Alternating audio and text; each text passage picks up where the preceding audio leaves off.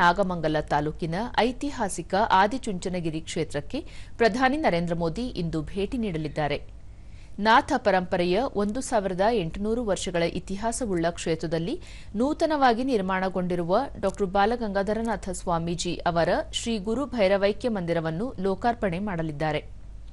ಶ್ರೀ ಗುರು ಭೈರವೈಕ್ಯ ಮಂದಿರವು ಶ್ರೀ ಆದಿಚುಂಚನಗಿರಿ ಮಹಾಸಂಸ್ಥಾನದ ಮಠದ 71ನೇ ಪೀಠಾಧಿಪತಿಗಳಾದ ಡಾ ಬಾಲಗಂಗಾಧರನಾಥ ಸ್ವಾಮೀಜಿ ಅವರಿಗೆ ಸಮರ್ಪಿತವಾದ ಸ್ಮಾರಕವಾಗಿದೆ.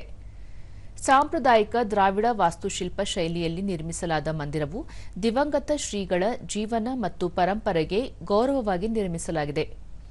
ಈ ಮಂದಿರವನ್ನು ಕೇವಲ ಪೂಜ್ಯ ಸ್ಥಳವಾಗಿ ಮಾತ್ರವಲ್ಲದೆ ಭವಿಷ್ಯದ ಪೀಳಿಗೆಗೆ ಸ್ಫೂರ್ತಿಯ ಮೂಲವಾಗಿಯೂ ಕಲ್ಪಿಸಲಾಗಿದೆ.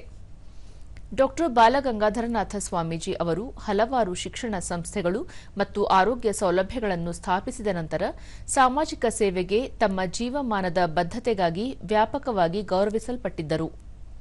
ಸಮಾಜಕ್ಕೆ ಸೇವೆಯೇ ಅತ್ಯುನ್ನತ ಆರಾಧನಾ ರೂಪ ಎಂದು ಅವರು ದೃಢವಾಗಿ ನಂಬಿದ್ದರು. ಅವರ ಬೋಧನೆಗಳು ಜಾತಿ, ಧರ್ಮ ಮತ್ತು ಪ್ರದೇಶದ ಅಡೆತಡೆಗಳನ್ನು ಮೀರಿ ಲಕ್ಷಾಂತರ ಜನರಿಗೆ ಸ್ಫೂರ್ತಿ ನೀಡುತ್ತವೆ. ಇದೇ ಸಂದರ್ಭದಲ್ಲಿ ಪ್ರಧಾನಿ ನರೇಂದ್ರ ಮೋದಿ ವಿವಿಧ ಧಾರ್ಮಿಕ ಕಾರ್ಯಕ್ರಮಗಳಲ್ಲಿ ಭಾಗಿಯಾಗಲಿದ್ದು, ನಂತರ ಬಿಜಿಎಸ್ ಕ್ರೀಡಾಂಗಣದಲ್ಲಿ ನಡೆಯಲಿರುವ ಸಂತ ಸಂಗಮ ವೇದಿಕೆ ಕಾರ್ಯಕ್ರಮದಲ್ಲಿ ಭಾಷಣ ಮಾಡಲಿದ್ದಾರೆ.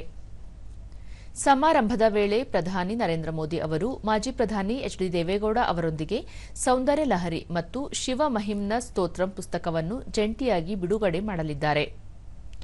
ದೆಹಲಿಯಿಂದ ಬೆಳಗ್ಗೆ 7:15 ವಿಶೇಷ ವಿಮಾನದಲ್ಲಿ ರಾಜ್ಯಕ್ಕೆ ಪ್ರಯಾಣ ಬೆಳೆಸಲಿರುವ ಪ್ರಧಾನಿ ಬೆಳಗ್ಗೆ 10:05 ಬೆಂಗಳೂರಿನ ಎಚ್ಎಎಲ್ ವಿಮಾನ ನಿಲ್ದಾಣಕ್ಕೆ ಆಗಮಿಸಲಿದ್ದಾರೆ.